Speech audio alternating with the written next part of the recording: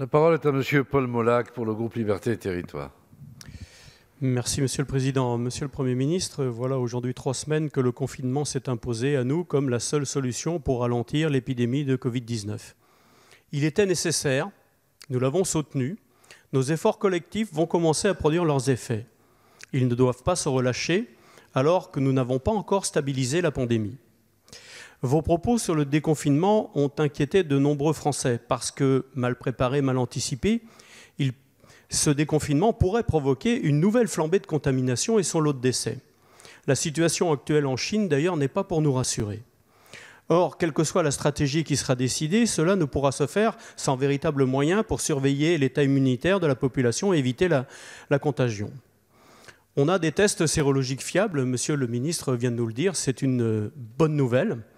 Alors moi aussi je réitère, quand est-ce qu'on sera en mesure finalement de tester la population? Est-ce que ce sera fin avril, fin mai? Parce qu'évidemment, on ne pourra pas lutter contre le virus en déconfinant si on n'a pas les moyens pour le faire. Sur les masques, quand l'Académie de médecine nous dit que ça peut être une bonne chose et que dans ce que j'ai lu, on me dit plus ou moins que je ne l'avais pas dit avant parce qu'il n'y en avait pas assez, forcément, ça entretient un certain trouble de la part de nos concitoyens. Forcément.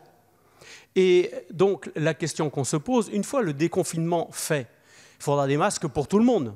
C'est-à-dire qu'il faut multiplier par 3 ou 4 le nombre de masques que l'on donne à toutes les personnes. Donc on voit bien là, est-ce que nous aurons les moyens de le faire?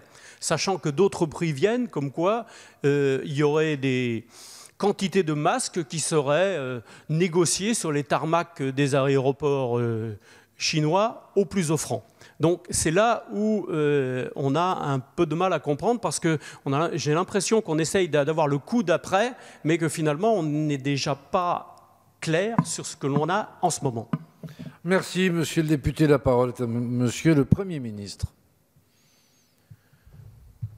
Monsieur le Président, Mesdames et Messieurs les députés, Monsieur le député Molac, vous évoquez la question de demain, ou en vérité d'ailleurs même plutôt d'après-demain, c'est-à-dire ce qui se passera lorsque nous serons prêts à procéder à ce déconfinement dont certains parlent. Donc personnellement, je parle peu, je réponds aux questions qu'on me pose, mais je parle peu. Pourquoi? Parce que nous sommes en train d'y travailler. Ça n'est pas pour demain. Aujourd'hui, l'impératif, c'est de faire en sorte que le confinement fonctionne. L'impératif, c'est de faire en sorte que le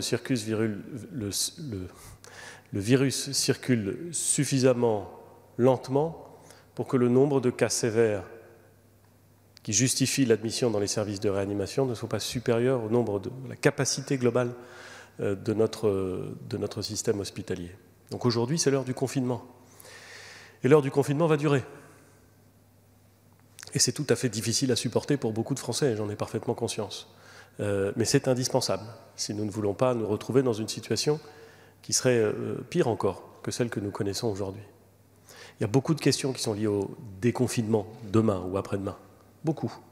Elles sont compliquées parce que pour beaucoup d'entre elles, elles tiennent à des éléments dont nous ne disposons pas encore, à des réponses dont nous ne disposons pas encore. C'est la raison pour laquelle nous nous préparons. Se préparer, ça ne veut pas dire que c'est prêt. Se préparer, ça veut dire travailler techniquement, scientifiquement, logistiquement, pour être prêt le moment venu. C'est ce que nous sommes en train de faire. C'est un exercice difficile, je l'ai dit. Nous en évoquerons les éléments essentiels lorsque les hypothèses sur lesquelles nous travaillons seront vérifiées, lorsque les scénarios seront écrits. Mais pour l'instant, monsieur le député, toutes ces questions sont très largement prématurées. Ce qui compte, c'est de faire en sorte que le confinement soit respecté pour soulager nos services hospitaliers qui en ont bien besoin, vous le savez, nous le savons tous, de façon à pouvoir préparer la suite. Merci, Monsieur le Premier ministre.